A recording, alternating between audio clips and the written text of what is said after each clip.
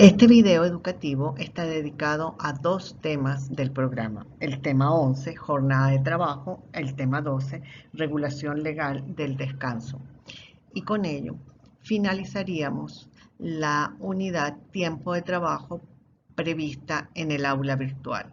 Esa unidad está comprendida por este video y los 3 videos de la profesora Ana Victoria Perdomo sobre concepto de jornada, tipos de jornada y forma de cálculo de una hora extra. El objetivo de este video es que ustedes puedan analizar la regulación del tiempo de trabajo en el decreto ley. Y esa regulación la vamos a analizar comparándola con la regulación anterior. Lo primero que queremos que ustedes hagan es que sepan qué es la jornada de trabajo, qué tipo de jornada de trabajo se prevén en la legislación, cuáles son los descansos previstos en la legislación para la descanso intrajornada y semanales, descansos diarios o semanales, qué tipo de aumentos o disminuciones de la jornada de trabajo pueden existir cuando hay que trabajar más de las 8 horas o cuando se debe trabajar menos, qué son las horas extras, que ya nos lo explicó la profesora Perdomo, tanto las voluntarias como las obligatorias, cuáles son los días hábiles para trabajar y cuál es el régimen de vacaciones. Vuelvo a insistir, todo esto lo vamos a analizar viendo las diferencias que hay entre la actual regulación prevista en el decreto ley y la anterior prevista en la ley orgánica del trabajo. Siguiendo a eso, lo que vamos a ver es cuál era la definición que teníamos de jornada de trabajo. Y esa definición la teníamos en el artículo 189 de la Ley Orgánica del Trabajo. ¿Y qué nos decía? Que la jornada de trabajo era el lapso durante el cual el trabajador estaba a disposición del empleador y que durante ese periodo el trabajador no podía disponer libremente ni de su actividad ni de sus movimientos. ¿Qué significaba esto? Que había una absoluta subordinación del trabajador al poder del empleador. Y se consideraba que esa subordinación, esa absoluta disposición, se iniciaba en el momento en que el trabajador llegaba al sitio donde tenía que realizar sus actividades o al sitio donde debía recibir las órdenes e instrucciones para efectuar su trabajo. Y esa absoluta disponibilidad no paraba hasta el momento que él volviera a poder disponer libremente de su tiempo y de su actividad. Esa definición ha sufrido algunos cambios en la legislación aprobada en el 2012. ¿Y qué tenemos? Tenemos una nueva definición que nos dice, se entiende por jornada de trabajo, el tiempo en el cual el trabajador está a disposición para cumplir sus responsabilidades y tareas a su cargo, y vuelve a aparecer el famoso concepto en el proceso social de trabajo. O sea, ya no es un tiempo solo disponible para efectuar las actividades y ejecutar las actividades propias de su trabajo, en las cuales el empleador disponía tanto del tiempo como de los movimientos y de la actividad del trabajador. Ahora está a disposición para cumplir esas responsabilidades y tareas a su cargo, pero ya desaparece la idea que se está a disposición del empleador, que ha perdido la libertad de movimiento y de actividad, sino que es para hacer una actividad en lo que se denomina el proceso social del trabajo. Se establece una obligación del empleador de fijar anuncios relativos a la concesión de días y horas de descanso en un lugar visible del establecimiento. Esta nueva definición, que como van a ver es diferente a la anterior, a la prevista en la ley del trabajo nos va a hacer tener una serie de dudas en torno a qué se entiende hoy por jornada. La nueva regulación nos permite hacernos algunas preguntas o interrogantes en relación a qué tipo de regulación del tiempo de trabajo establece el decreto ley. La primera es a disposición de quién está ese trabajador. En la legislación vigente hasta el 2012 estaba a disposición del empleador y había una absoluta limitación tanto en su libertad de movimientos como de actividades. En cambio ahora podemos decir que habla que está a disposición, no dice de quién, pero dice que está en el proceso social del trabajo, entonces a disposición del proceso social del trabajo o del empleador. Dos, antes era simplemente claro que esa disposición se iniciaba desde el momento en que el trabajador o llegaba al sitio en que iba a ejecutar el trabajo, independientemente que lo iba a ejecutar, y se ponía bajo la dirección de su empleador para recibir órdenes e instrucciones. Dos, ¿qué tipo de tiempo de trabajo es el que regula el decreto ley? Porque es la pregunta. Solo se refiere al tiempo para ejecutar el trabajo convenido, ponerse a disposición para efectuar las actividades y labores para la cual la persona fue contratada, o sea, el tiempo de trabajo laboral, o abarca el tiempo de formación. ¿Por qué decimos esto? Porque el decreto ley tiene todo un capítulo dedicado a la formación que denomina colectiva, integral, continua y permanente. Y esa formación está diseñada para obtener conocimiento o habilidades que no necesariamente tienen que ver con las habilidades para efectuar el trabajo contratado. Podríamos decir que es hasta una formación ciudadana. Ahí se habla de formar personas con valores, comprometida con la transformación social. Entonces, es una formación que va más allá de formarte para ejecutar una actividad laboral. Y esa formación integral se va a efectuar dentro de la jornada de trabajo o debe efectuarse fuera de la jornada de trabajo. Pero no solo eso, hay otro tiempo. El tiempo dedicado a la recreación y turismo forma parte del tiempo de trabajo. ¿Por qué lo pregunto? Porque la LOPSIMAT y la Ley Orgánica de la Seguridad Social establecen, por un lado, derechos de los trabajadores a la recreación y el turismo, obligaciones de los empleadores en esas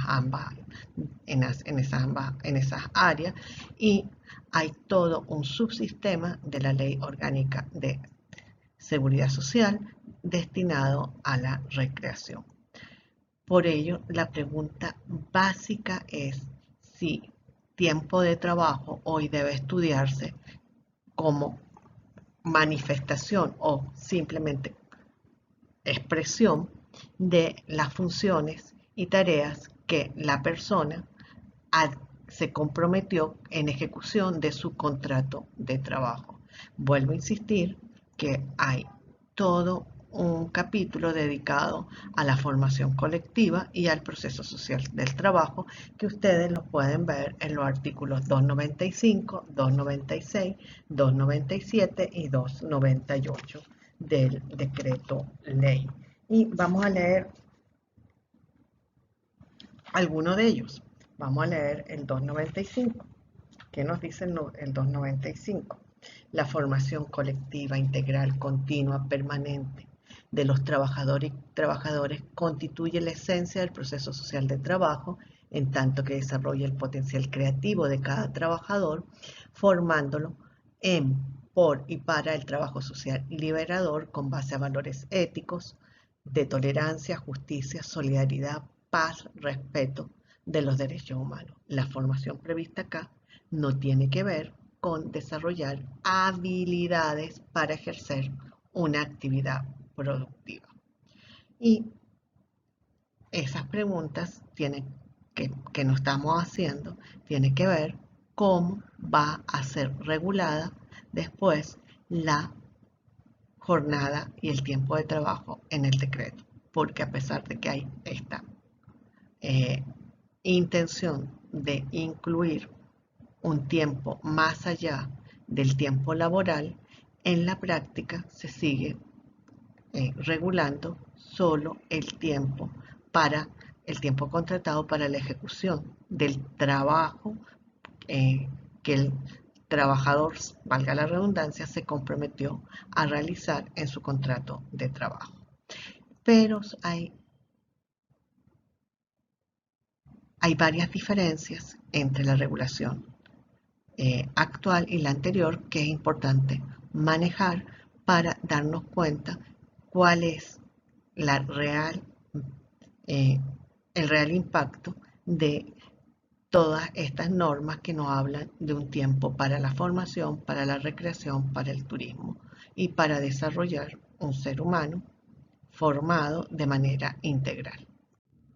¿Qué tipo de jornada prevé el decreto ley? Las jornadas están en el artículo 173 y tenemos la más conocida, la diurna, que es 40 horas semanales y 8 diarias, la nocturna, que es 35 horas semanales y 7 diarias, la mixta, que es 37 horas semanales y 7.5 diarias, y una jornada que no está vinculada a las 24 horas del día, a la noche o al día, como la diurna y la nocturna, sino el tipo de trabajo que se desarrolla, que es la jornada en, en trabajo que se efectúa por turno, en procesos productivos que no pueden interrumpirse y que se efectúa por turno. Esta jornada nos dice que pueden, de alguna manera, sobrepasarse los límites diarios de 8 horas diarias si es diurna, 7 horas diarias si es nocturna y 7.5 si es mixta en el caso de trabajo por turno en jornadas en procesos productivos continuos, así que la máquina está funcionando las 24 horas y se dice que en ese caso se puede sobrepasar el límite diario siempre y cuando en un periodo de 8 semanas no se pasen las 42 horas semanales. Hay que hacer el cálculo en 8 semanas. En todos los tipos de jornadas se prevé 2 días de descanso continuo, las negrillas son mías, y remunerado, pero la propia ley establece una excepción. Justamente en este caso, en trabajo por turno, en procesos productivos continuos, se pueden establecer jornadas de trabajo de 6 días de trabajo y el día de descanso adicional que no se va a disfrutar debe forma parte del periodo de vacaciones. Se adiciona por cada día de descanso que se trabaje en este tipo de jornada en empresas que tienen procesos productivos continuos, se pueden trabajar 6 días continuos y uno es ese día de descanso que no se disfruta, se va a adicionar al periodo de vacaciones. Con lo cual, si ustedes sacan el cálculo, el periodo de vacaciones de un trabajador sería bastante alto. Además de eso, ¿qué tenemos? Que esa misma disposición está en el reglamento de sobre tiempo de trabajo que prevé excepciones a los 2 días de descanso continuo y remunerados, que el día de descanso no necesariamente tiene que ser el día domingo, puede ser cualquier otro día, y no necesariamente en estos casos de trabajo continuo tienen que ser los 2 días juntos, sino que puede ser un día, si una jornada de 6, se establece una jornada de 6 días semanales, más el día de descanso adicional que no se va a disfrutar, se va a computar como un día adicional al periodo de vacaciones. 2. Se aumenta también la duración del descanso dentro de la jornada. Antes, hasta el 2012, era de media hora. El descanso dentro de la jornada pasa a ser de 1 hora según el artículo 168.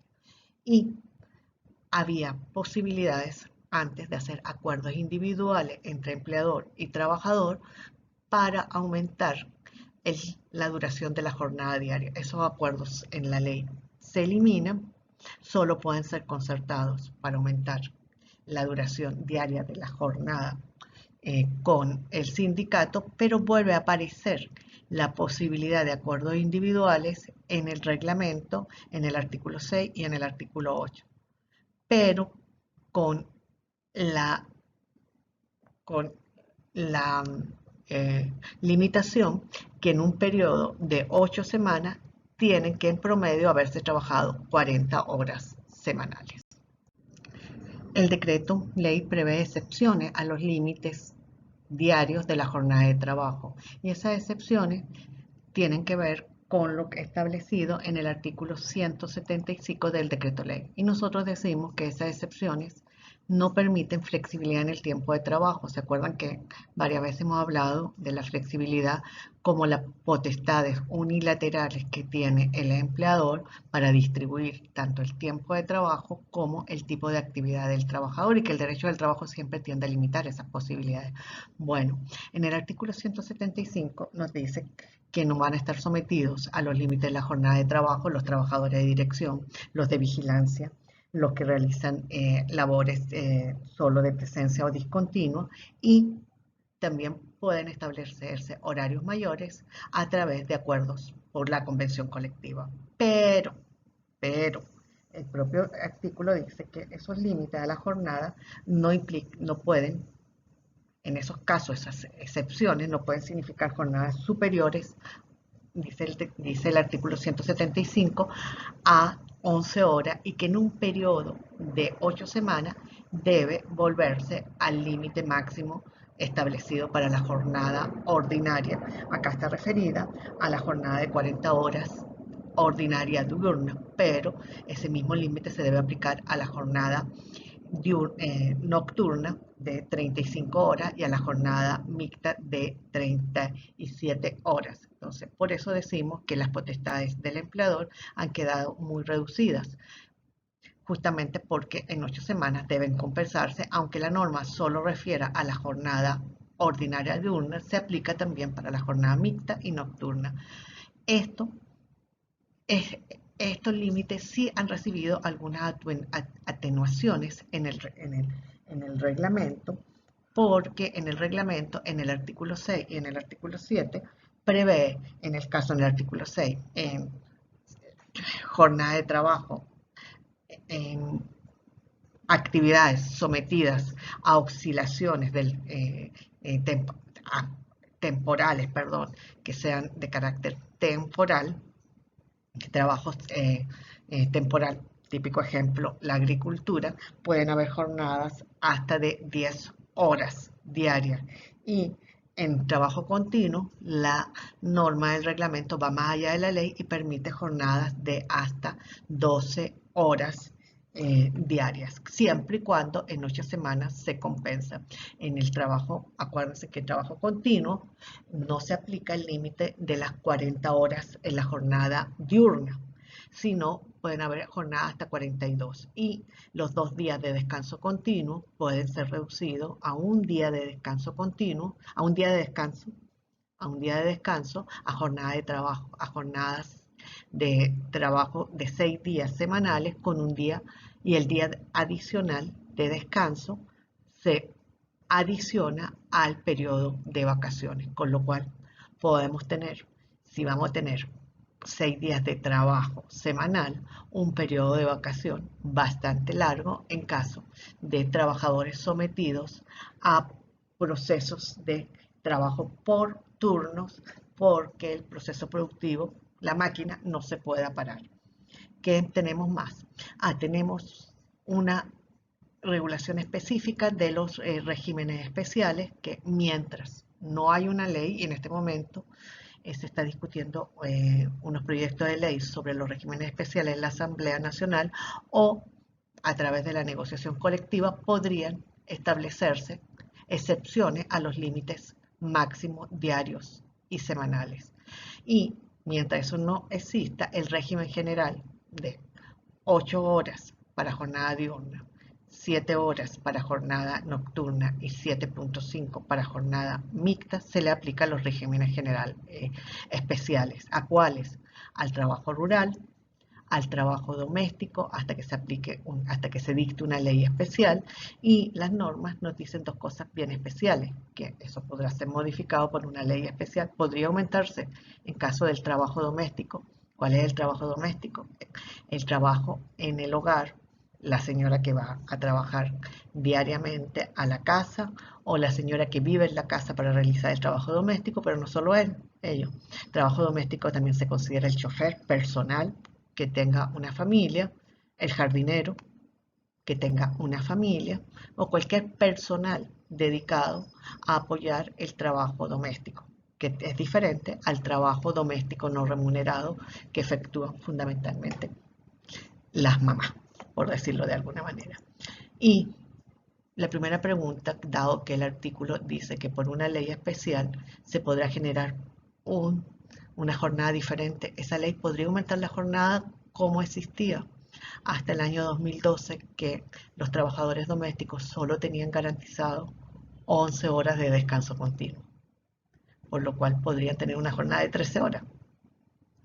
Pregunta que habría que responderla viendo las normas constitucionales sobre la progresividad e intangibilidad de los derechos laborales. Y dos, dice que esas normas de trabajo doméstico, dice el artículo 208, la jornada podrá ser establecida de forma diferente con una regulación especial con consulta a las organizaciones sociales a las cuales pertenezcan esas trabajadoras domésticas, dice. Las normas que rigen las relaciones laborales de los trabajadores que realizan labores para el hogar serán establecidas en una ley elaborada con amplia participación de los trabajadores que prestan servicio en el hogar y con consulta a sus organizaciones sociales. ¿Cuáles son esas organizaciones sociales? Diferentes, por ejemplo, a la creación de una organización sindical. Otro tema difícil es el trabajo a domicilio. El trabajo a domicilio en este momento tiene mucha importancia. ¿Por qué? Porque una de las formas de trabajo a domicilio que se está realizando es el trabajo telemático, el teletrabajo. La mayoría de las personas que realizan teletrabajo lo realizan desde su hogar. Y se dice que el trabajo a domicilio está sometido a la jornada de trabajo, a los límites máximos de jornada de trabajo. Si ustedes leen el artículo 211, que regula el trabajo a domicilio, dice: los trabajadores a domicilio se regirán por los límites de la jornada y tienen derecho al disfrute y al pago de los días de descanso semanal establecidos en esta ley. O sea, a los 2 días de descanso continuo y remunerado. ¿Cómo se verifica que un trabajador en su casa, alguien con teletrabajo, no trabaje más de 8 horas? Acá sale el tema del derecho a la desconexión. Por último, hay una obligación de pagar a los trabajadores a domicilio su trabajo en días feriados y en un feriado especial, el día domingo. ¿Cómo sabemos se va a realizar ese pago si normalmente, excepto en el teletrabajo, normalmente el trabajo a domicilio era un trabajo a destajo, era un trabajo, típico trabajo a domicilio era el trabajo en la industria textil? Te pagaba por 20 o 30, te pagaba un precio determinado por cada pantalón que me entregaras. Entonces, ¿cómo pago en esos casos el feriado y los días domingos? Y se mantiene la jornada especial para los transportistas y los deportistas.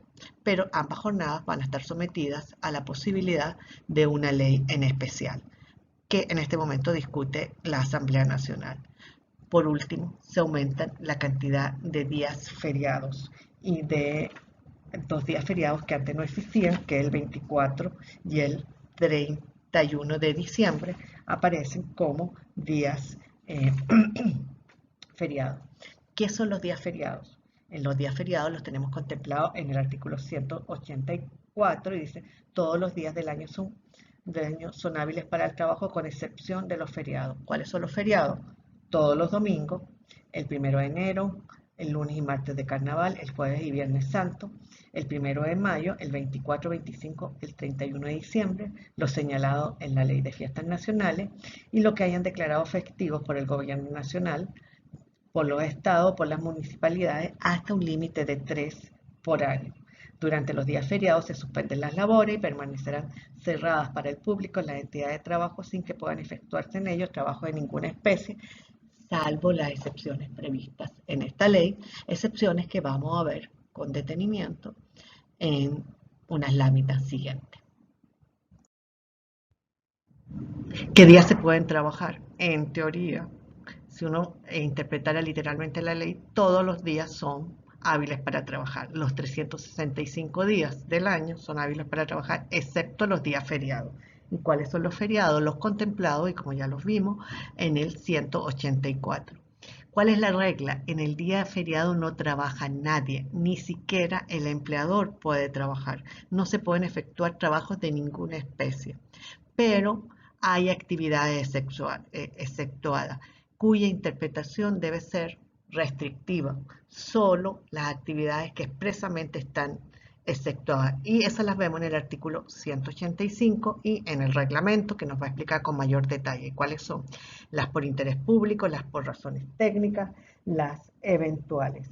Y también queda fuera de los límites el trabajo de vigilancia, a los límites de la prohibición de trabajar en los días feriados, el trabajo de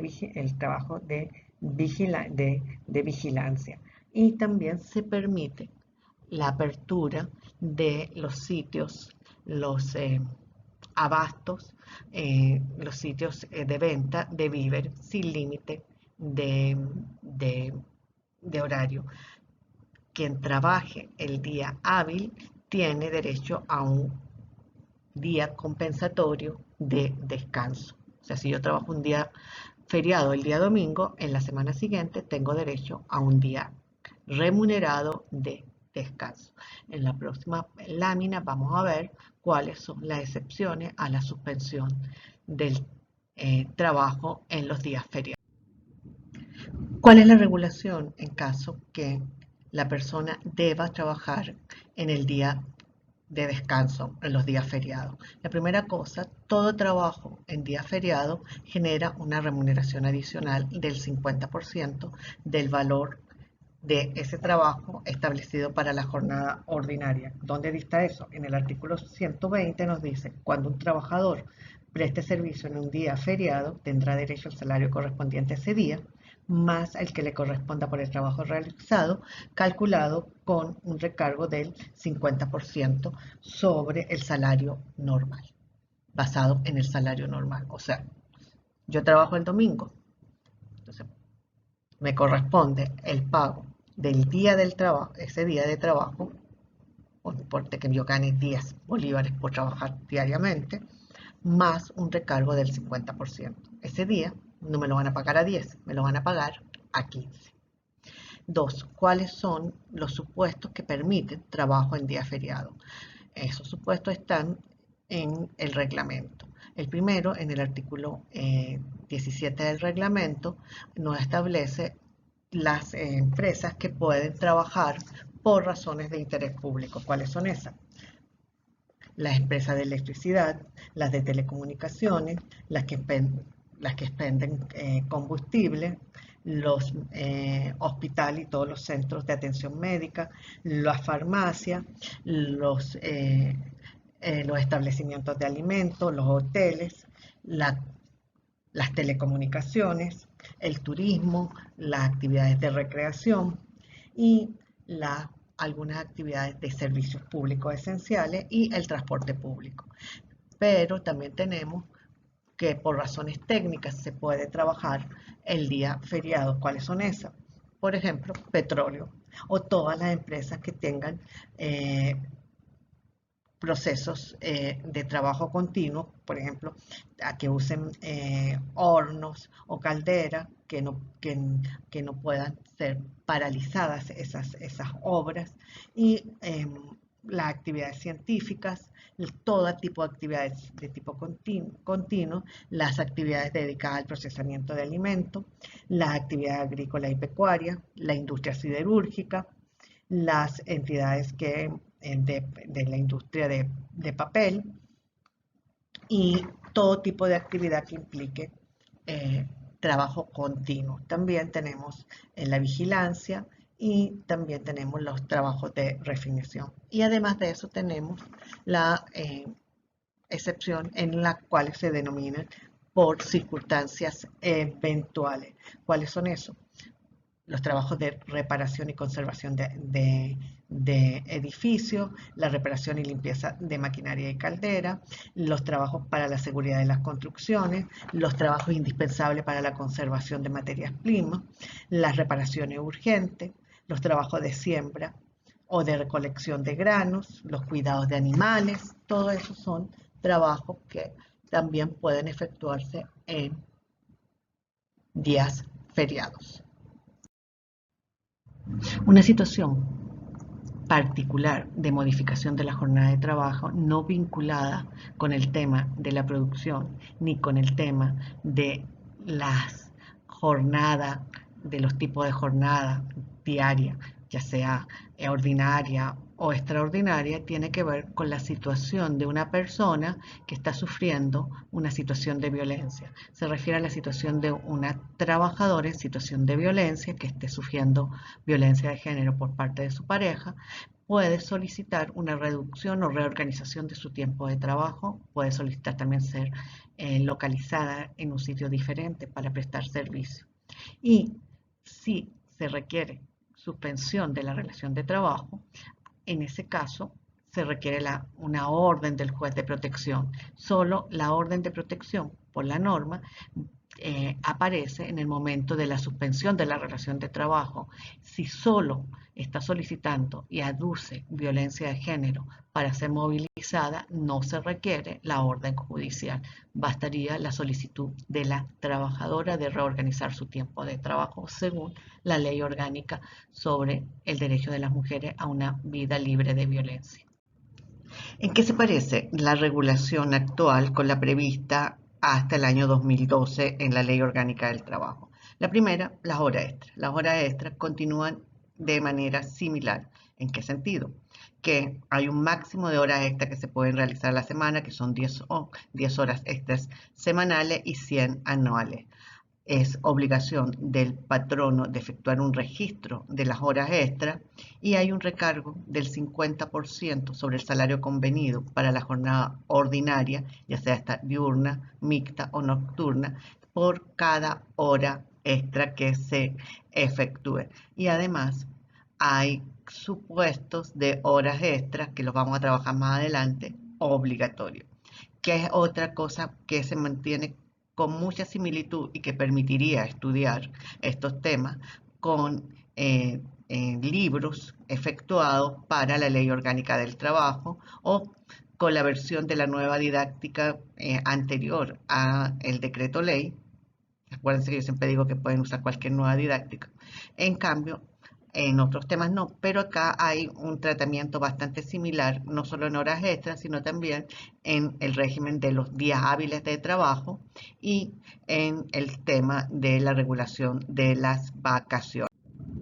El tema de las horas extras muestra también una de las continuidades entre la regulación prevista en la Ley Orgánica del Trabajo y en el decreto ley. ¿Por qué?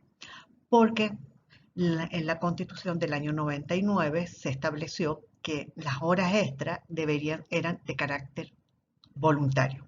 ¿Qué nos dice el artículo 90? Ningún patrono puede obligar a los trabajadores a elaborar horas extras, pero hubo en el año 2001 una interpretación vinculante de la Sala Social del TSJ que estableció que los supuestos previstos en la Ley Orgánica del Trabajo para laborar extraordinariamente o de manera obligatoria eran compatibles con la norma constitucional, lo cual implicaba que no hay horas extra obligatorias independiente que la Constitución señale su carácter voluntario. Bueno, ahora vamos a ver cuáles son los supuestos de esas horas extras que ya no son voluntarias, sino obligatorias. ¿Y cuáles son los supuestos que permiten al empleador exigir trabajo fuera de la jornada ordinaria, o sea, horas extras obligatorias. El primer supuesto lo tenemos en el artículo 179, referible a trabajos preparatorios, a reparaciones de maquinaria o a actividades laborales no susceptibles de paralización, como por ejemplo, cuando la máquina tiene que estar las 24 horas en actividad y se trabaja por turno. Puede ocurrir que en algún momento entre un turno y otro la persona no llegue, entonces como no es susceptible de interrupción, en esos casos el trabajador está obligado a seguir en su puesto de trabajo con una hora extra no voluntaria. En caso de accidente o en caso de fuerza mayor, y el 181, los tres artículos tienen varios supuestos, pero yo estoy como refiriendo al específico que regula solo el artículo, porque en todos hablan de fuerza mayor, en todos hablan de accidente, pero en el fondo son situaciones excepcionales y que afectarían gravemente la producción si no se efectúa el trabajo. Por ejemplo, un accidente, se está cayendo una pared. Hay que ver cómo evitar que se caiga la pared. Condiciones atmosféricas, una gran lluvia que evita que pueda pararse la producción en un momento determinado. Y estos serían como situaciones excepcionales de carácter urgente que es imposible parar la producción. En todos estos supuestos, estas horas extraordinarias se pagan con el 50% de remuneración adicional a la hora prevista para la jornada voluntaria. El hecho que sea, pero para la jornada ordinaria, el hecho que sea una hora extra obligatoria no implica que no deba remunerarse como hora extra. Después tenemos las excepciones a la suspensión del trabajo en los días feriados. Acuérdense que en los días feriados no hay obligación, si el trabajo queda suspendido. Y tenemos varios supuestos. El primero que es contemplado en el artículo 185 y refiere a razones técnicas, al interés público y o a actividades eventuales. En los 186 nos refiere que esos supuestos deben entenderse de interpretación restrictiva. Y por último, hay una regulación especial en torno a el transporte. Acuérdense que el transporte también puede ser suspendido en momentos de feriados, no puede ser suspendido, entonces, pero hay una regulación especial del transporte que debe mantenerse en caso de feriados contemplados en normas de carácter regional, en leyes regionales. Por razones de interés público, normalmente en los días feriados hay obligación de transporte. Por último, otro tema que su regulación se mantiene muy similar a la que existía hasta el 2012, que es la jornada a tiempo parcial. ¿Qué tenemos? Tenemos una definición de jornada a tiempo parcial en el artículo 172 y también en el artículo 3 del reglamento. Cualquier jornada que sea menor a la jornada ordinaria, ya sea diurna, nocturna o mixta, la jornada ordinaria es una jornada a tiempo parcial. Un ejemplo, ¿cuál es la jornada ordinaria diurna? Una jornada de 8 horas. ¿Será una jornada de tiempo parcial? ¿Una jornada de 6 horas? Bueno, ahí se dice que cualquier jornada inferior es una jornada de tiempo parcial. Y hay una regla que manda a pagar los beneficios del trabajo a tiempo ordinario, establecido para tiempo ordinario, se prorratean en caso de jornada a tiempo parcial. Perdón. Entonces, ¿qué tenemos?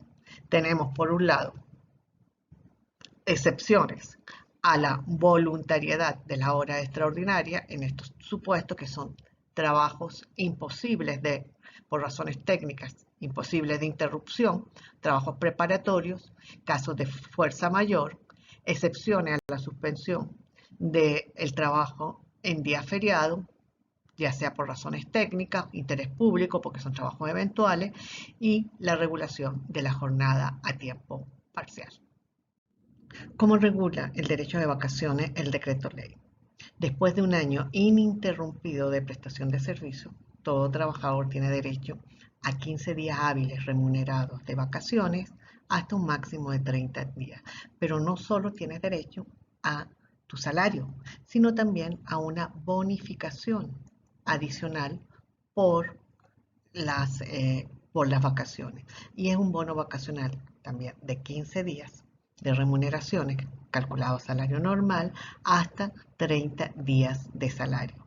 Un día adicional por cada año de servicio. ¿Qué nos dice el artículo? Nos dice que los empleadores van a pagar en el artículo 192 a los trabajadores, además del salario correspondiente, una bonificación especial para su disfrute equivalente a un mínimo de 15 días de salario normal más un día por cada año de servicio hasta un total de 30 días de salario normal. En la anterior ley, hasta el 2012, el día adicional de los 15 días era a partir de la vigencia de la respectiva ley. Ahora no. Ahora es a partir, cada día adicional se cuenta por cada año de servicio. Un ejemplo muy sencillo. La ley es del 2012. Si fuera un día adicional a los 15 por cada año de servicio a partir de la vigencia de la ley al 2022, habrían 10 años, 10 días, 10 años de vigencia de la ley, 10 días, más los 15, nos daría 25. Pero si yo ingresé en el 2010, entonces como la norma no dice a partir de la vigencia de esta ley, sino por cada año de servicio, si ingresé en el 2010, más los que serían, en vez de 10 días, serían 12 días. Durante las vacaciones se conserva el beneficio de alimentación. Se conserva lo que hoy se conoce como el cesta ticket. Eso nos lleva a preguntarnos si ese beneficio de alimentación se estaba dando por jornada de trabajo efectivamente realizada y ya no, porque se paga en cualquier situación, independientemente si el trabajador ha ido a trabajar o no, el cesta ticket se paga y ingresa directamente al patrimonio del trabajador, todavía será un beneficio social no remunerativo. Es una de las preguntas que uno puede hacerse y este tema ha sido tocado y está en el aula virtual con el trabajo de la profesora Ana Victoria Perdomo. También los trabajadores que por su prestación de servicio reciban tanto la comida como la vivienda, durante las vacaciones conservan ese beneficio, pero ya no están en su sitio de trabajo. Por ejemplo, yo estoy a cargo de una finca y en esa finca tengo una habitación y tengo mi comida diaria. Al no estar en la finca, ¿pierdo esos beneficios? No. Llevo un acuerdo con mi empleado cuánto vale esa habitación y cuánto vale el valor de esa alimentación y durante las vacaciones tiene que pagárseme ese valor. En la legislación prevista hasta el 2012, cuando la persona trabajaba en otro trabajo durante su periodo de vacaciones, perdía su derecho a remuneración. Hoy no. Hoy el derecho de remuneración o el derecho al salario no se pierde por ejercer una actividad remunerada para otro empleador o de manera autónoma durante el periodo vacacional. En la actual regulación no se prevé ningún tipo de posibilidad de prestar servicio en los días adicionales de vacaciones. Un ejemplo nos puede ayudar a clarificar esto. Mínimo yo tengo 15 días, máximo, según la norma, 30 días de vacaciones. Entonces, todo lo que sea sobre los 15 días hábiles son días adicionales, pero yo puedo llegar a tener más de los 30 días. Puedo llegar a tener los 30 días de vacaciones por años de servicio. Estábamos viendo, yo ingresé, por ejemplo, en el 2010 a la empresa. Ya tendría 15 días básicos más 12 días por cada año de servicio tendría, por cada año 12 días adicionales por cada año de servicio desde el 2010. Tendría en total 27 días.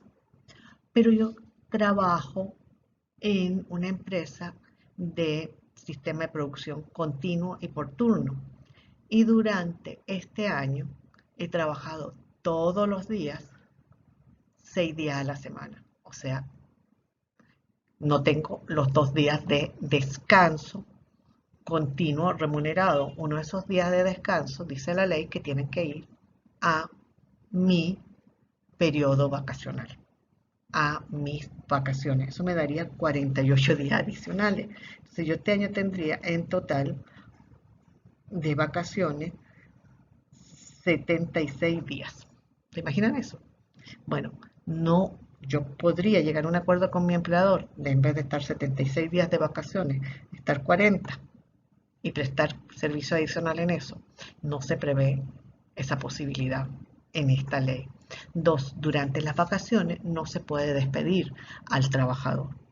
Y en caso de vacaciones fraccionadas, en caso que yo termine la relación de trabajo en el primer año, no haya cumplido el año ininterrumpido, o en cualquier año siguiente y no haya cumplido el año completo, se pagan las vacaciones prorrateadas de acuerdo a los meses. Si por un año, 12 meses, me corresponden 15 días el primer año y yo trabajé 6, una simple regla de 3 para sacar cuántos días de vacaciones de bono vacacional me correspondería. Sobre todo el bono vacacional es lo más importante en las vacaciones fraccionadas, porque si se terminó la relación de trabajo ya no estoy prestando servicio, no voy a volver. Entonces lo que está en vacaciones fraccionadas, lo que se paga es el bono vacacional. Por último, se reafirma en esta ley el carácter salarial del bono vacacional. Lo que se discute es si es salario normal o salario integral, como lo vimos en la jurisprudencia, y cuando la persona falta 7 o más días al año, esas faltas se les pueden descontar del periodo de vacaciones. ¿En qué momento se paga las vacaciones, tanto el salario como el bono vacacional? Al inicio del periodo vacacional, el trabajador tiene que recibir tanto su salario como su bono vacacional. 2. ¿Cómo se paga? Se paga de acuerdo al último salario. Inclusive, esto se aplica para las vacaciones acumuladas. Vamos a explicarlo con mayor detalle después. ¿Qué pasa en caso que existan vacaciones colectivas? Que exista un convenio colectivo que fije unas vacaciones colectivas para todo el mundo, o unilateralmente el empleador cierra la empresa o el establecimiento o la entidad de trabajo una semana en diciembre, una semana en agosto. Bueno, ese periodo se le imputa al periodo vacacional del trabajador. ¿Qué pasa con los días que le sobran? Bueno, esos días se disfrutan de acuerdo al momento en que el trabajador cumpla el año de servicio o nazca nuevamente el derecho a vacaciones por el servicio ininterrumpido de un año. Un ejemplo, yo por la empresa Sierra, 7 días en 7 días hábiles en agosto y cierra en 10 días en diciembre. Son 17 días hábiles. Y yo tengo derecho de vacaciones en total a 20 días. Si 17 días han sido por vacaciones colectivas, me quedan 3 días. Si tengo derecho a 20 días, bueno, esos 3 días se disfrutan dependiendo desde el momento en que yo cumplí el año ininterrumpido de servicio con la empresa.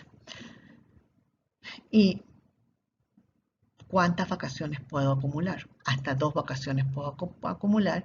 Y nuevamente, ¿cómo se pagan esas 2 vacaciones? Se pagan de acuerdo al último salario, al momento, al salario que yo tenga para el momento que voy a hacer efectivo mi derecho a las vacaciones y me voy a ir de vacaciones.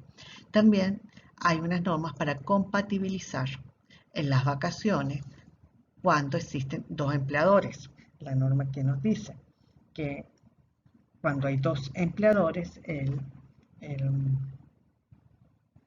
el artículo 198 nos dice que se le debe dar las vacaciones al trabajador cuando el empleador nuevo le debe dar las vacaciones al trabajador cuando se cumpla el año efectivo de servicio con el empleador más antiguo.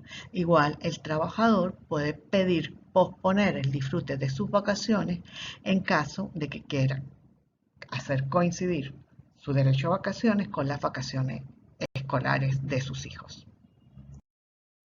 Una disposición que creo que no ha tenido ningún tipo de aplicación es la que, en cierta medida, porque dice facilitarán en lo posible, o sea, no es una obligación, la creación de programas de turismo y recreación a cargo del empleador y que esos programas puede desarrollarlo el empleador para que los trabajadores, sus trabajadores dependientes y su familia puedan disfrutar del periodo de vacaciones y dice que puede crear programas de turismo, de recreacionales, deportivos o de similares naturalezas. O sea, hay una especie de obligación del patrono de crear programas de turismo, recreación y de deporte durante el periodo vacacional y que esos programas pueden realizarlos en manera concertada con las organizaciones sindicales, con los consejos de con los consejos de trabajadores, con los consejos comunales o con cualquier otro tipo de organización. No conozco casos de patronos que hayan creado esos programas, pero como vamos a trabajar el tema sindical, al lado de la organización sindical aparecen los consejos de trabajadores y los consejos comunales tomando decisiones en temas que están vinculados con la relación de trabajo, como es el disfrute del tiempo libre o el disfrute de las vacaciones. Y las vacaciones son producto de la prestación de un servicio. Bueno, para finalizar este video educativo, ¿qué es lo importante que ustedes recuerden? La primera cosa es que hay una definición legal y doctrinaria de lo que debe entenderse por jornada de trabajo. 2. Que hay una diferencia entre la definición legal que estaba hasta el 2012 en la Ley Orgánica del Trabajo y la actual definición. Pero a pesar de que hay una diferencia, no hay duda que la disponibilidad del trabajador es frente al empleador, más allá de la noción proceso social de trabajo. Que las excepciones a los límites de la jornada fueron de alguna manera aumentadas en el reglamento del año de 2013, pero siguen siendo de interpretación restrictiva.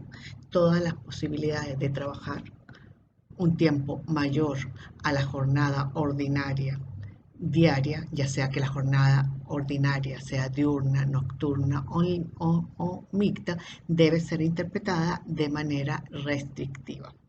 3.